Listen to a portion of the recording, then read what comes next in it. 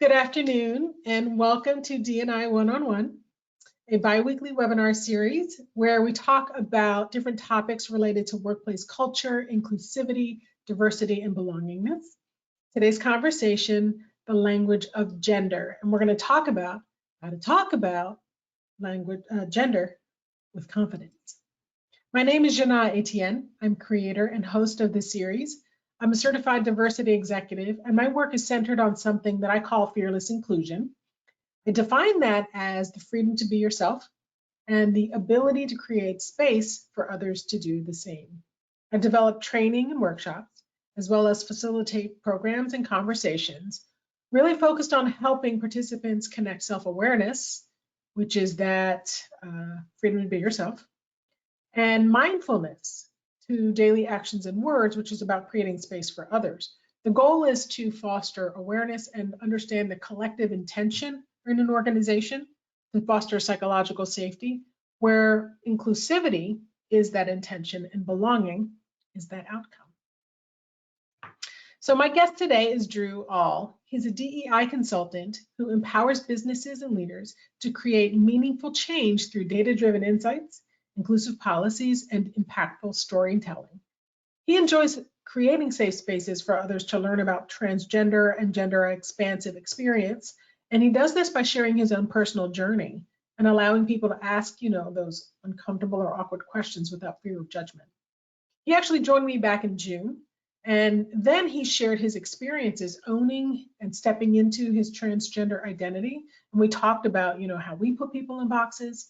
He shared how he realized he was putting people in boxes and now challenges himself every day to break down those boxes and see the humanity in all of us. So Drew, thank you for joining me. Welcome back. Thank you so much for having me. I'm so excited to be here, and I love just honestly our conversations that we have, whether if it's here or outside of this. Like, I feel like I could talk to you for days, and I've learned a lot from you. So thank you for having me again. And Lord knows we've done that. We've talked, I think we spent a couple hours on the phone one time. So I'm so excited to have this conversation with you. And the last thing that I mentioned in your introduction was about seeing the humanity in everyone. And the language is really such a big part of that. When we're not sure, I know for me, if I'm not sure about the words, I don't want to use them incorrectly. I don't want to offend. And so I hold back. And I know some people, they'll just avoid people altogether.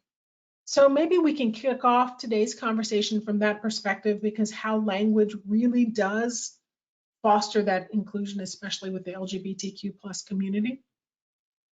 Yeah, so when I think about even my journey with this, I grew up in a home where I didn't even know that there were transgender people, right? And I didn't understand, and I had to learn myself, like when I discovered that there were transgender people and realized, oh wow, like this is me, right? I had that moment of realization that like all these feelings I've been having, like there's a word for it, and there's something I could do about it.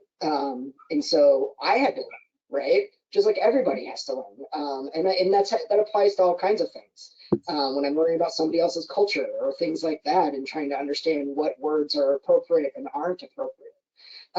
It's really just down to respect, right? And trying to show other people that they are included and that you respect them as human beings. It's not about being politically correct. It's not about any of that. It's really just about showing that you care about other people. And so I think that if you're trying, like everybody has to learn, so we need to give grace, right? You need to give grace to others. You need to give grace to yourself. Mm-hmm. But you have to try, because if you're not trying, that speaks volumes too. If you're just avoiding, that says something to the person. So I think it's a matter of taking the time and pausing and reflecting and learning and trying to meet people where they're at. I forgot to do this, Jasmine. Can we go ahead and launch that first poll? Because we have 5 of them to get through today, so we want to make sure that we're spacing them out. Yeah, absolutely. I went ahead and got that first poll up on screen. Now, if anyone is having any issues seeing that poll or getting it to respond, please refresh your browser. Go ahead and cast your vote now by clicking the radio button that corresponds with your answer. Be sure to click submit to make sure it counts for CPE credit. Drew, you were talking about, extending grace. I sometimes call it stepping into the poo. When you open mouth and insert foot, only it's worse. Like the stepping into the poo is like I open my mouth, I'm going to crawl into a cave after the thing came out. So I don't know if after the polling question closes, I figured I'd plant that seed. Maybe you can talk a little bit more about what does it mean to recover with grace? Yeah. So let's see here. I think we have like a few seconds left. Yeah, just a few more moments here. We got 91% of our responses in. Thank you all for participating. Go ahead and shut this down in 3, 2, and 1. Let me share those results with you guys. Here we go. 32% saying nothing in place, but ready to get started. 26% say they already have a DEI strategy and an implementation plan. Awesome. And 23% have some training and they'd like to explore new topics. Back to you. That is exciting. I'm so excited because now that I've been asking that question, we can see some progress. More and more people are starting to say we've got something in place. So that's cool. All right, Drew, so stepping in the poo. It's a nice way of saying it. Yes, it is. Actually, if you wouldn't mind going to the slide around impact versus intent. Yeah, absolutely. Because I think that relates here. So countless times I've stepped in the poo. And some of it, I just had no clue, right? Until I see that reaction on somebody's face, or I get feedback from somebody, or I hear somebody else tell their story where they did something and the reaction was very, they got a reaction. I was like, oh, I had no idea that when I was saying these things that it was problematic. And so I think that rather than getting defensive, which I used to, I try really hard now if I get called out on something to not get defensive and to just listen to the person and recognize that even though I may have had the best of intentions, the impact of what I did and said was harmful. It hurt them in some way, shape, or form. And so I always try to settle into the idea that the impact of your words and your actions is always going to be more important than the intent of what you said or did. Right. Now, the intent will help, though, when you're having that conversation and maybe apologizing for what you said, because the intent will help the person, the receiver, the one who is impacted by it, and how they're going to respond. Because if you have positive intent, more people are going to give you grace. Right? Yeah, I would agree. And so I just want to acknowledge something very quickly. Somebody had asked about the subtitles and was concerned that they were distracting. And so I just wanted to acknowledge that for those of us who are peers who might have hearing impairments, that is a way to be more inclusive. And it is a function that is built automatically into PowerPoint. If you use presentation mode and you see your slide that you're on, there's a little box that looks like a television underneath. I would encourage everyone to try to use that. It can be distracting for those of us who can hear, and really inclusive for those who are struggling. So I just want to call that out. All right, enough there. One of the things I was going to say about that, Drew, is that if we lean into our intention, it's almost like I'm saying, well, that wasn't my intention, therefore it's your fault that you heard me wrong. And that is where we can get into some trouble. On the other hand, who's gonna admit that maybe their intention, now that I've seen your reaction, might not have been, positive? Mm-hmm.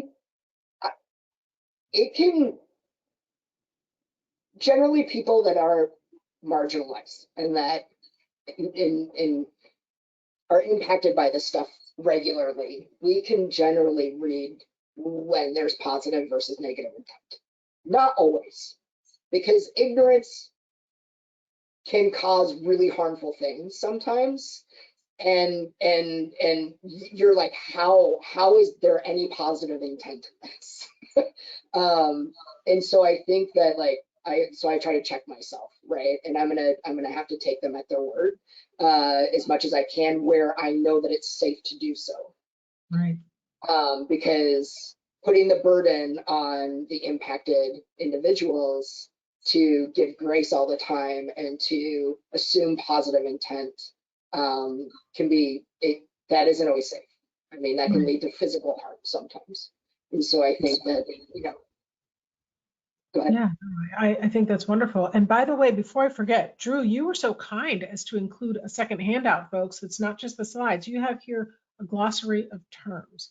So maybe we can jump into some of those terms. I think you have this slide here just about general terminology. And so I wanted to kind of talk through what is gender, and the fact that it is a social construct. This is something that is made up within cultures. And so it really refers to those ideas around behaviors and characteristics of what it means to be women, men, girls, boys, and those norms and behaviors and roles associated with those titles, and how they interact with each other. And so as a social construct, though, like I mentioned, like it varies from society to society and culture to culture, and it can change over time. And so I think that that's important to note, that like we don't, like there are many like native cultures around the world where they have a third gender. It's not just men and women, right? Like they acknowledge the fact that there are more genders out there. Okay, wait, I'm going to stop you there. I want to do the third polling question, Jasmine, because you're going to give away the answer. So I thought, let's go ahead and ask it now. The question on how many genders. How many genders are there? Yeah, got it. I'll go ahead and get that up now. You're going to give it away. We don't want to give it away yet. So poll number 2 is up on your screen. It was poll 3, but now it's poll 2. How many genders are there? We'll give you guys another 45 seconds.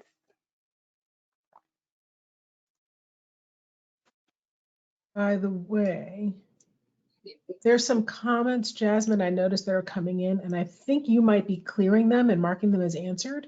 You can leave them in there if it's a comment, because then we'd be happy to share some of these out if we have time. Yeah, sorry about that. I saw Jennifer recently was saying, as someone with hearing impairment, the subtitles are very helpful. Yeah, that's really helpful to know. Thank you. All right, and just a few more seconds on this second poll. Closing this one down in 3, 2, and 1. Let me share that out with you all. 29% are not sure. 25% say an infinite number. 18% say only 2. Back to you. All right, Drew, what's the answer? It's an infinite number, because that is something that is unique to the individual. And we'll talk through this in a minute, because I have a slide on this that really breaks down like the difference between gender identity versus sex assigned at birth and expression and all of that. And so, but I do think that it's important for people to realize that like there are more than just 2 genders. And there's a variety that falls under transgender and non-binary and things like that. But it's really as an individual, you have the freedom to own your gender identity. Well, let's go there. Let's talk about the gender unicorn, because somebody put in the question, and this is going to be frank language, but this is anatomically correct. If they asked, I thought gender, they put in quotation marks, means whether you are born with a penis or a vagina, and that doesn't change. So that's answered here, right? It is. So we're going to get to that. And so let's start at the top, and we're going to start with gender identity. So this is really about your sense of self and how you identify. and it's not, it's like, it can be, on the feminine spectrum, it can be on the masculine spectrum. So you, woman, girl, whatever, man, boy, other genders though. So you have people that identify as non-binary. They're neither male nor female, right? You have people that are agender, and which is very similar. You have people that are bigender. They see themselves as both, right? And so you have, so I think that these are those things where people, it's really that internal sense of who you are, and only you can define that. Nobody else can define that for you. One of the things I was thinking about when you just said that is just in the spectrum of identify as female, as a woman, some of us might identify as a girly girl, some of us identify as a tom girl. Just within the spectrum of those who identify as women, there's a spectrum. And I don't know if that helps understand the concept of a spectrum, because it isn't male, female. And and we all share the same internal sense of what it means to be a woman, as a woman. Yes. So that's where gender expression comes in. So this is how you express yourself within the world. So when I was growing up, as a transgender man, I was assigned female at birth. So that was my sex. And I do see a comment or a question saying that I am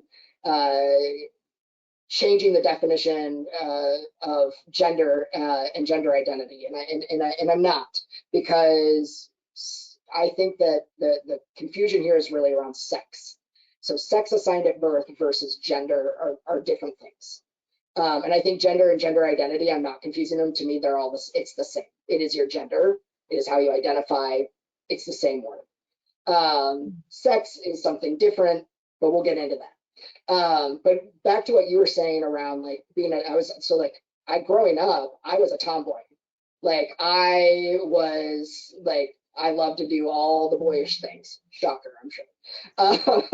And so, but like I like to wear, but I still identified as a girl because I didn't know there was any other options. Let's just put it that way. And this is another reason why language is important, right?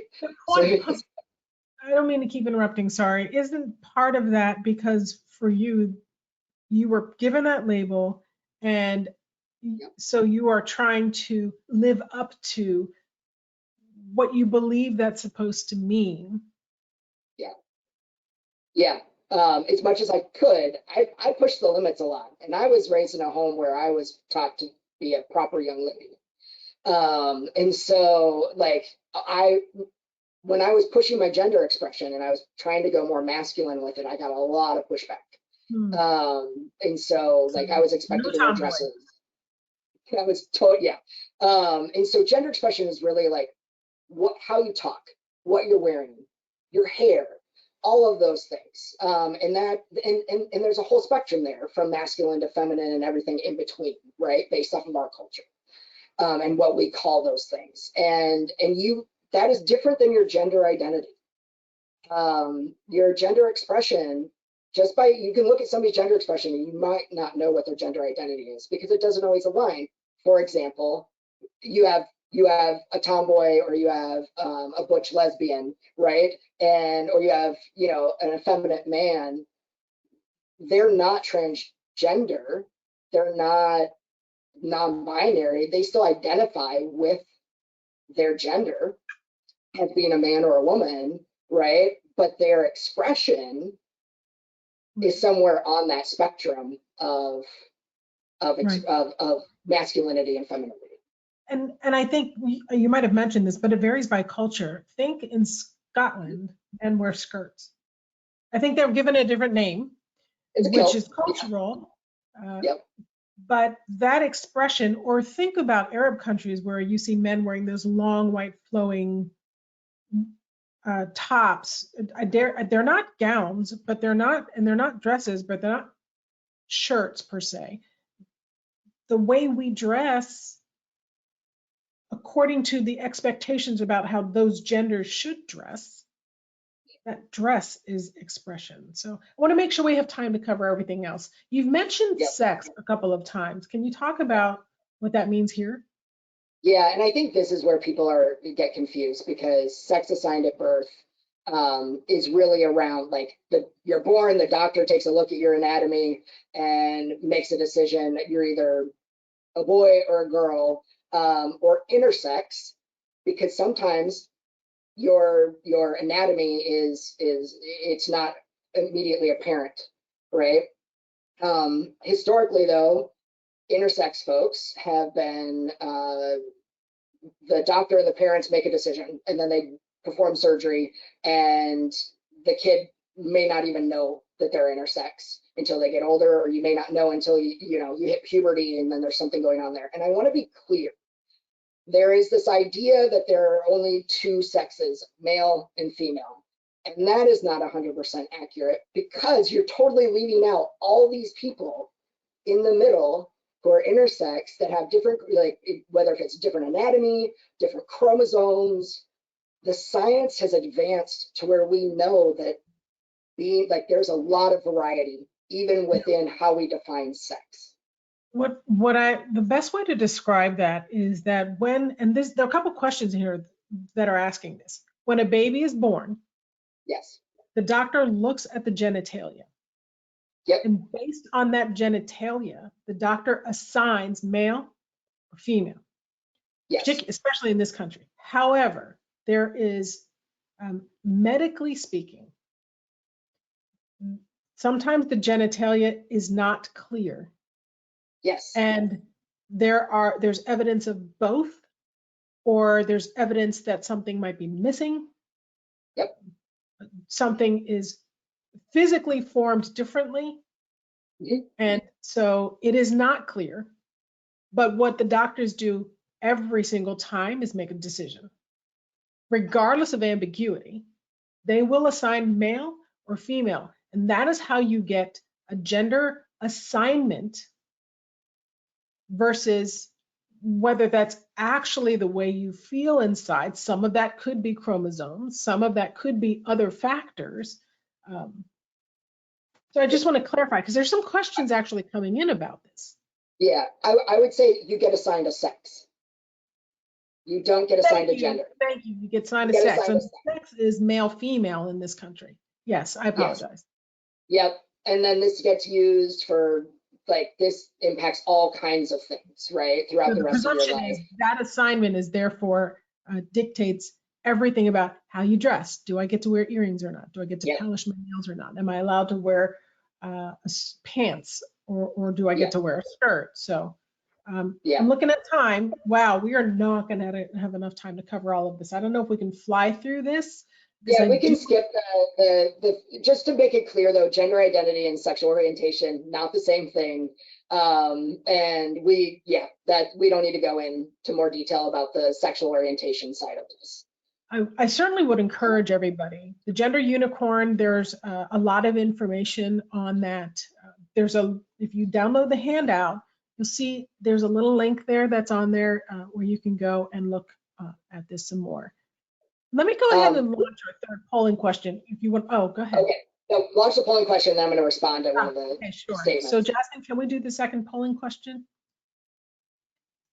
Yes, second for me, but for the audience, this is poll number 3. I want to make sure that you guys are tracking. This is the third of 5 polls asking if you find discussions around gender identity difficult. I'll leave this open for another 50 seconds. Drew, real quick, I noticed some language being used that is a bit outdated. So like the term hermaphrodite, that doesn't really get used anymore. And so intersex is the term that's used today to describe those folks. So I just wanted to call that out, that's an outdated term. Just like transsexual is an outdated term. We use transgender. Let's see. You know what, while you're looking at the Q&A and browsing through to see what other comments people are sharing, I think what's important here is that language is fluid, definitions change, and words fall in and out of use.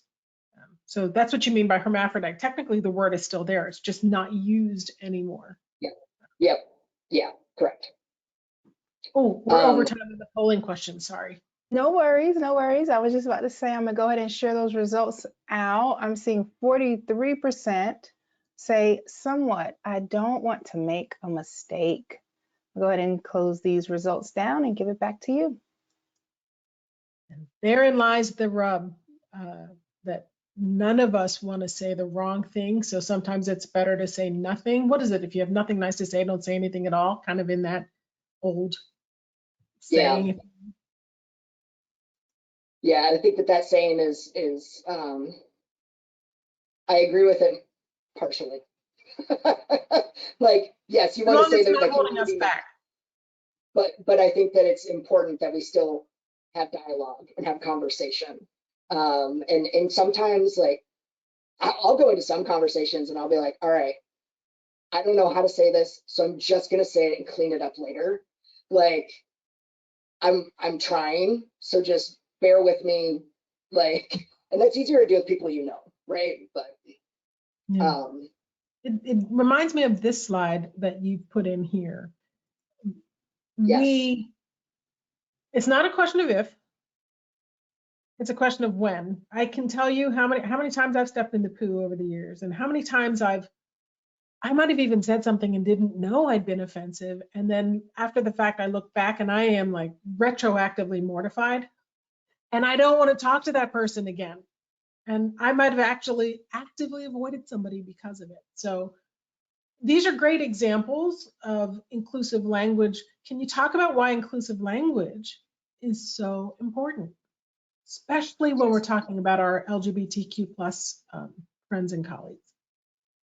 Yeah, so I think that, one, I want to acknowledge that the language is ever evolving, but that's not just for the LGBTQ plus community. That's for everything. Language evolves.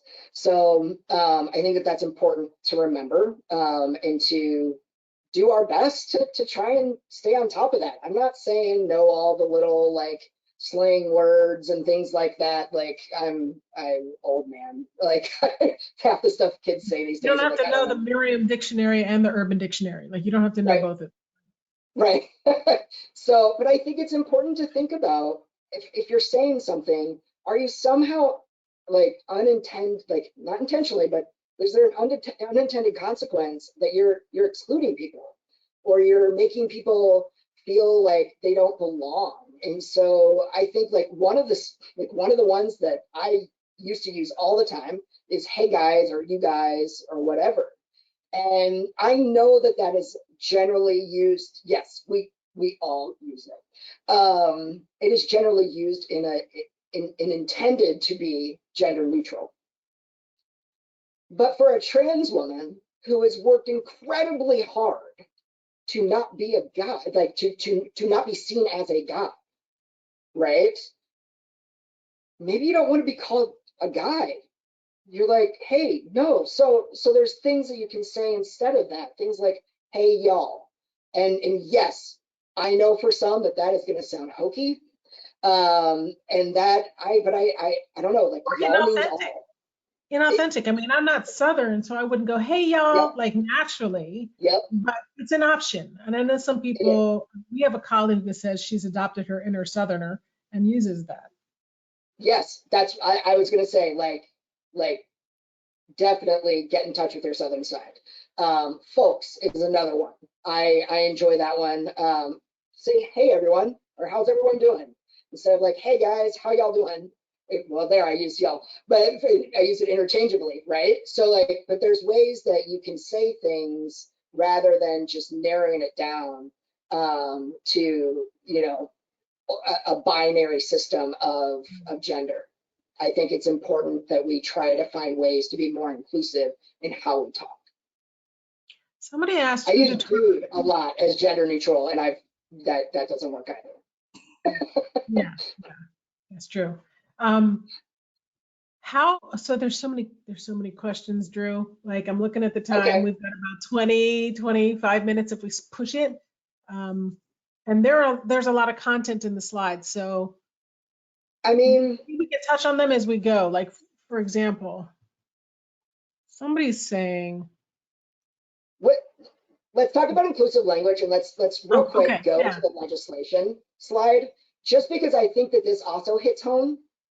okay, this one? So yeah, so one of the reasons too that language is important is because when you allow certain exclusionary language to be used, and you don't have an inclusive mindset in general, it results in things like anti-LGBTQIA plus legislation. And what we've seen over the last few years is this massive increase to legislate our abilities to exist in society as equal citizens. And 2023 is terrifying. This year is terrifying for the amount of bills that have come up against our community, and in particular the transgender community, because it doesn't, like, these things are impacting like our ability to get health care. It's impacting the ability for kids to just be kids in schools, and it impacts our ability to travel, things like that. And so I think that these are things that are really important. And so the impact of exclusionary language and making it the norm and allowing that to continue is this. This is the impact. One of many, but this is an impact. So there are questions in my head and Okay. comments that I've seen come in. I don't want to make this political. Yep. And maybe I'm not going to ask a question, but what I want to share as a comment, maybe you can react. I'm hesitant to do this, but I feel like I'm going to publicly step in it right now.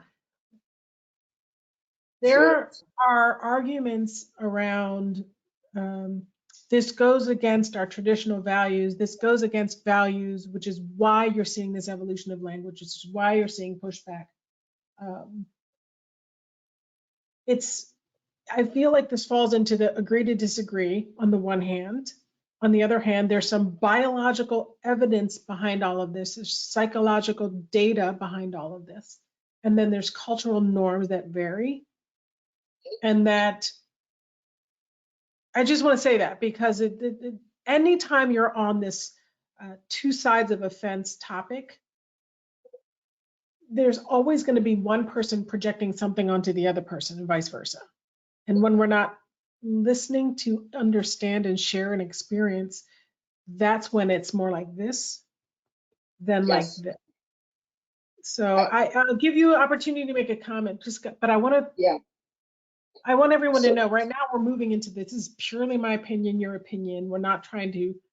Yep. Yeah. Okay.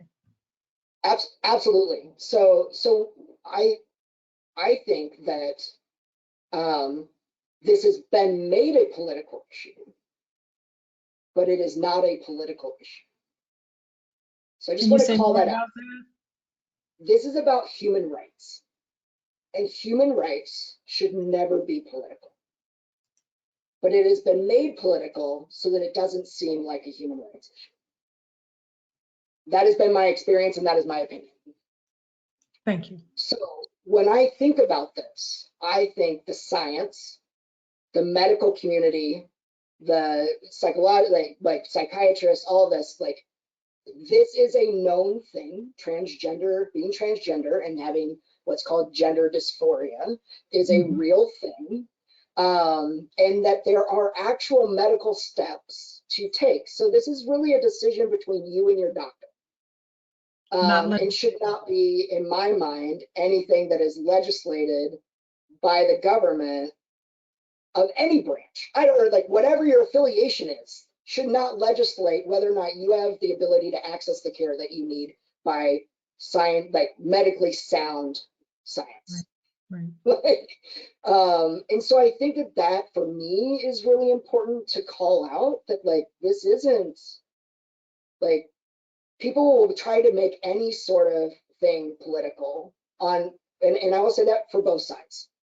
Yeah. of Yeah. a There's no political one spectrum. party that does this. Yeah, I agree with They you on all that. do it, right? And so I just want to be clear that when we're talking about things like human rights and that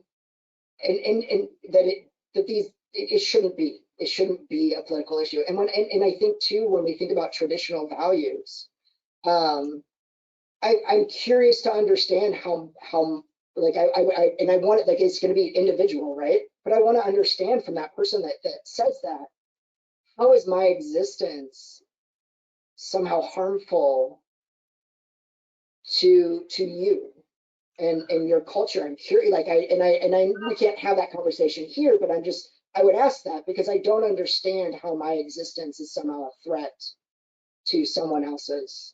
I would frame that a little differently so it doesn't feel as controversial. And that is that my values are just as important to me Mhm. as your values are to you. And who am I to prescribe mine onto you? Yes. And so I think I would say it that way. And I saw somebody make a comment in here saying, thank you for asking the really uncomfortable question, the awkward question. I would love to invite our participants, if they feel comfortable, throw in that uncomfortable conversation, because I can ask it on your behalf, or Drew can, either one of us can speak to it on your behalf. I say that knowing that these questions are not anonymous because our participants do have to log in. And so let me go ahead and if we can launch that next polling question, Jasmine, because I Yes. think, go ahead. Yeah, no, it's up on screen, and you can continue talking through that. Okay, just interrupt us when you're ready to close it down.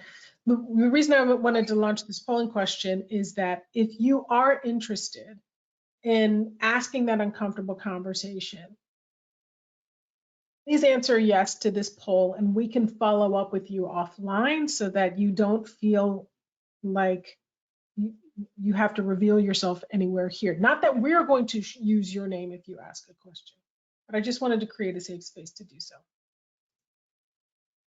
Yeah. And to be honest, like I will have a conversation with anyone, and I'm not here to change someone's mind. I respect that there are plenty of people that have values that are different than mine. My only request, honestly, is that I get the opportunity to show you respect and to say, hey, and to get that respect back. So you may not agree with the fact that I'm a man. But I would still expect the respect that you would use my name and you would use he, him pronouns. And that we can have an actual conversation, right? Like I'm here to educate, that's what I'm trying to do. But I do think that it's important that we are able to have those moments. I struggle though when it crosses that line into somehow someone's trying to take their beliefs another step to where it is now oppressive to others that don't believe the way that they believe.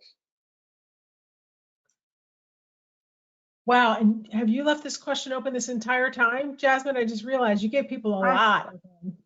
I did. I give her a lot of time just because I want to make sure we can process all of this stuff. I went ahead and closed that down just now and sharing those results on screen now. 40% say no. We got 32 say they prefer not to answer, and 28% would definitely like to learn more.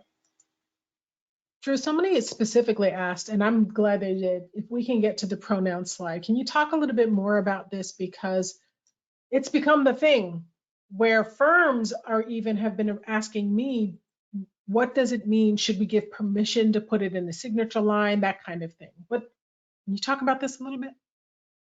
Yeah, so do you want to pull up the slide? Oh, it is there. I'm not seeing anything shared. Can you see slides at all? Hold on, let me. Yeah, I'm not seeing the slides anymore either, just the webcams. There we go. There we go. Yep. Okay. Awesome. So I think pronouns are a way that you express your gender identity, right? And within that, like this is going to be unique to that individual. And like I mentioned before, expression does not always match your identity. Gender expression and gender identity are not the same thing. And so we shouldn't be making assumptions about somebody's gender identity. And so I think it's always a good idea to find out what somebody's pronouns are. And the easiest way that I do that is I try to provide my own. And I'll be honest, I'm not great at doing that all the time.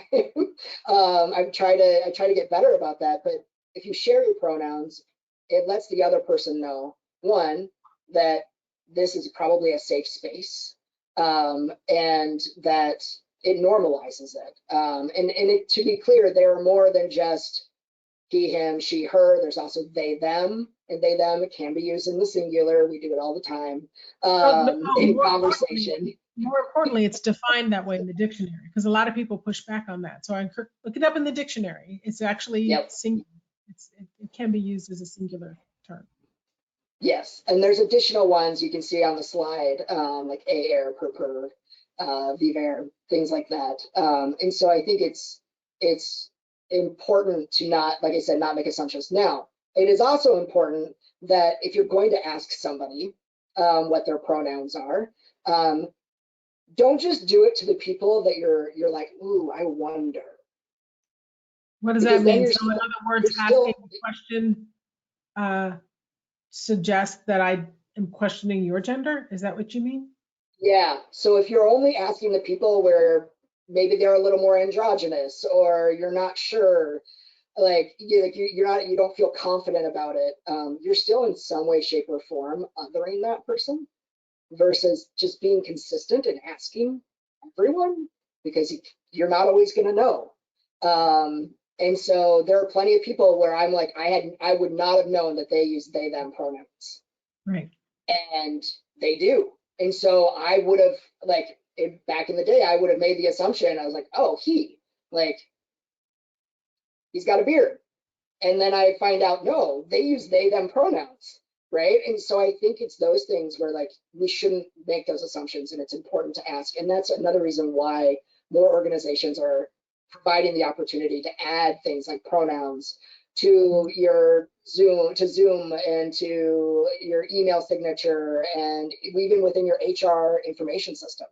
And so if everybody looks in the, sorry, go ahead. Go ahead. It's one of those things that I don't think people realize, that there's a slight lag. And so sometimes it seems like we're talking over each other and it's hard, but then sometimes I interrupt. For that, I apologize. If everybody goes to their Zoom profile, go to your LinkedIn profile, there are actually fields today where it asks you for pronouns and you can put them in. So it's not like going into your name field and appending it by tacking it on there. It's actually data fields in a lot of software today. So that's something to think about. I'll also tell you, Drew, that people, as they introduce to me their pronouns and I'm starting to learn them, I'm not always good. Sometimes I struggle with they, them, and the wrong thing comes out in the wrong way. What do you say to those of us who, I don't even want to use them? Now I'm asking on behalf of some folks that are asking questions, like, I don't want to use them because I don't want to, it's just better to not have them than have them. I don't know. So I would say challenge yourself to just pause, like a quick pause, to make sure you get it right. Because if you're... Or try to get it right. What was that? Try to get it right. Yes, try to get it right. Because if you're not trying, again, it says something. It says that you don't care enough about this person's identity to try and get it right. No, and to be in that is seriously how it feels. And I see your facial reaction, so I'll let you speak, because I want to hear what your gut reaction to that was, because that's what it says to me. I think that, and I would think that's unfortunate, because that's not my intention. Back to the very first part of our conversation. My either lack of education, lack of awareness, lack of habit, making it a habit, or just bringing it into the present moment doesn't mean I intend to offend or exclude. And I think this is a matter of familiarity, a matter of comfort, because we do have to get comfortable using new terminology.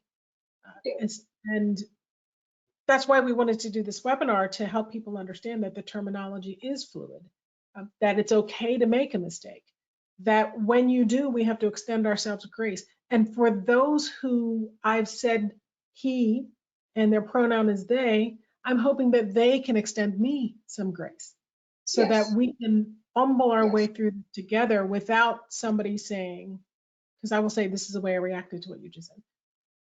Well, if you don't do it, you don't care. And that's not true. It just means another one of those, okay, I'm working on it. I'm working on it. Yep. But you're trying. That's the difference. For people that are going to say, I know they use they, them pronouns, and I'm not going to try and use any pronouns at all for them. You're still othering that person because you're only doing it for that person. You're not doing that for everyone. And I'll say, from a legal standpoint in the workplace, that is problematic. FYI, that is problematic because now you're creating a discriminatory environment. But I also think that, like, most people, if you're trying, we're going to give you grace. We would rather you try and acknowledge your mistake and say, I am working on this actively. I'm going to do better next time. And you take the time to do that, we're going to be fine. Now, you're always going to run into those people where, I don't care what it is, what topic it is, you're going to run into people that are just not going to give you grace. And you just need to acknowledge that that is their problem and not yours. And try not to internalize that. But I would rather you try and fail and learn from that failure and that mistake, because that's what I mean, I have had to do that so many times throughout my life, but it was better that I tried and learned than to have not tried at all. I'll give a different example in hopes that this might help. My first name is Jina. It's spelled Jina.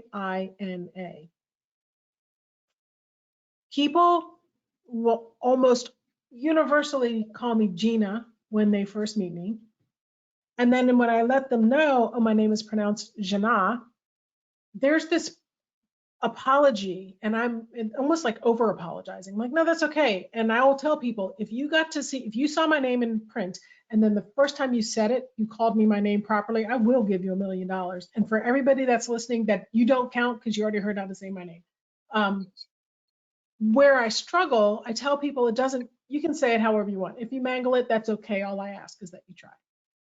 And I feel like there are people who are like, well, that's just too hard to say. Can I call you by your last name instead? Well, my last name isn't in you. Can I just call you Jina? They're not even trying. And so it's the same here that you're saying, that if I don't try to use gender, respect your expression, honor your identity, and do all of those things through language, this gets, I mean, all the way back to the very first part when I was introducing you about seeing our humanity, that those terms matter. And I loved the way you expressed that when you say, hey guys, think about that person who worked really hard to be able to express their identity as a woman, only to be included as guys. And there were actually some comments in here that really appreciated that. So I want to get to some questions. Can I throw them at you? Or do you want to pick some out of the Q&A? Because there are only like 100 questions in here that we can't get to. I see one in here, and it's got me thinking. So what it's saying, did he really say not using the subjective list of pronouns is discrimination in the workplace? That is disgusting. Discrimination in the workplace is harassment and retaliation on Black people who ask to be treated fairly and the same as colleagues. I'm going to step into this because both are true. It's not in either or. It's not disgusting to ask for respect. Just like it's not disgusting for, I'm assuming you, the person that wrote this, is a Black person. It is not disgusting for you to ask for respect as a Black person in the workplace, just like it is not disgusting for me or any other trans or gender expansive person to ask for respect in the workplace. or any Hispanic person or Asian person or whatever it is, a veteran, like any human being, to ask for respect is not disgusting. Thank you for saying that. I feel like, okay, we should end there, but we have time. Let's go back and look at some other questions. I want to go back and see. What is this one? Who determines a term is out of date? Really? Somebody asked that question. And there's etymology to language, and you can go back and look. I don't know that anyone determines, okay, on this day, we're not using it anymore. It's more around trends and how terms fall out of date, and there are new terms that are used. So we weren't suggesting that there's an expiration date on terms and we all have to abide by it. That wasn't the suggestion. No, it's just letting you know what's being used today, and that there's some terminology from the past that is considered problematic at this point. Is there another one that you want to make a comment on? I'm trying to look, and I want to be fair. There are quite a number of comments that are coming in from some people, and I don't want to keep going back to the same ones. Somebody asked to define healthcare. What did you mean by healthcare? By healthcare? So our ability to access, for those of us that want it, hormone replacement therapy. This is something that is done for cisgender men and women, where they can get hormone therapy. We also need it. And I'll be honest, being on testosterone, like within a month of me being on testosterone, my anxiety went down.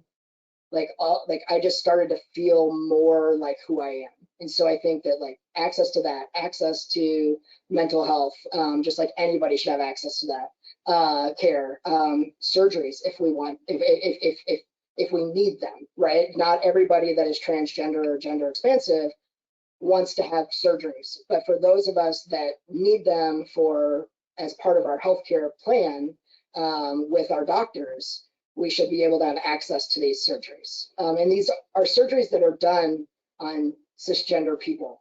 And so it's not that these are like the most special surgeries in the world. Like these are done for other people. And so we're asking for it to be allowed for us and to be covered. Those types of things. Or to even have competent care in our doctors. Like that's tough to find too, where our doctors aren't even competent in what it means to provide healthcare to trans folks. To be fair, I think that our medical community is being put in a tough spot because legislation may be in place where it is better to not provide a service than it is to take a legal risk to do so. And if that trend continues, we're going to start to see doctors with less and less experience in these areas because they're not practicing it. So just throwing that out there. There are too many questions to get into this, and I'm worried we are literally at time. So let me say this: if you want to take a moment, share a final thought, and then because there are a couple things we need to do a polling question and some wrap up. So all yours, Drew. Yeah. So just reading some of the stuff that I've considered, that I've seen here. I just want to reiterate that there is medical professional backing for transgender folks, and the fact that this is a real thing. This is something that has clear standards of care. This is not like we're not just getting plastic surgery for the sake of trying to make ourselves look better. That's not what this is. Like we are real people. We are humans, and we exist in the human experience just like the rest of everyone else. And the human experience is difficult, and it is hard on a lot of levels for a lot of reasons. So I just want people to tap into that compassion and that caring, and how, like, you know that you want to receive compassion. You want to be on the receiving side of somebody's caring attitude and inclusive attitude. And so I ask that for those of you that this is new, or you're struggling with this, or you're resistant to this, just think about kindness and how you don't have to believe, you don't have to agree, but you can still be kind. That's fair. And we do that through our language. Yes. Thank you, Drew. I mean, we probably could have talked for 5 hours on this, as we have actually. Drew actually has a presentation that he does, a shameless plug on your behalf, that shares the transgender, gender expansive experience. And it just really does help to better understand. So if you want to learn more, I would encourage you to reach out to Drew for that. In 2 weeks, we have our very last one-on-one for the year. It's our annual recap. Wrap up. I'll be looking at a lot of questions that we didn't get to answer live. I'll be certainly pulling a couple from here that we just couldn't answer live. If we don't get to the question in the year-end review, I'll try to provide some data around it. I have 2 new webinars that have just been launched, or that I'm happy to announce. One is December 22nd, the 100% team. Registration's open now. And then in January, we'll be talking about stress and managing stress, because noticing it is important, especially for those of us. I'm a CPA with 21 years in public accounting, tax busy season, and you become habituated to stress. And so it's sometimes harder to notice. So how do we pay attention and manage it? So please join me for those. I hope you can. And Drew, thank you for joining me. This has been a great conversation. Thank you so much for having me. I've thoroughly enjoyed it, and I appreciate the interaction from all of you that have attended, and your questions and comments and challenging ones, and I appreciate that. So thank you.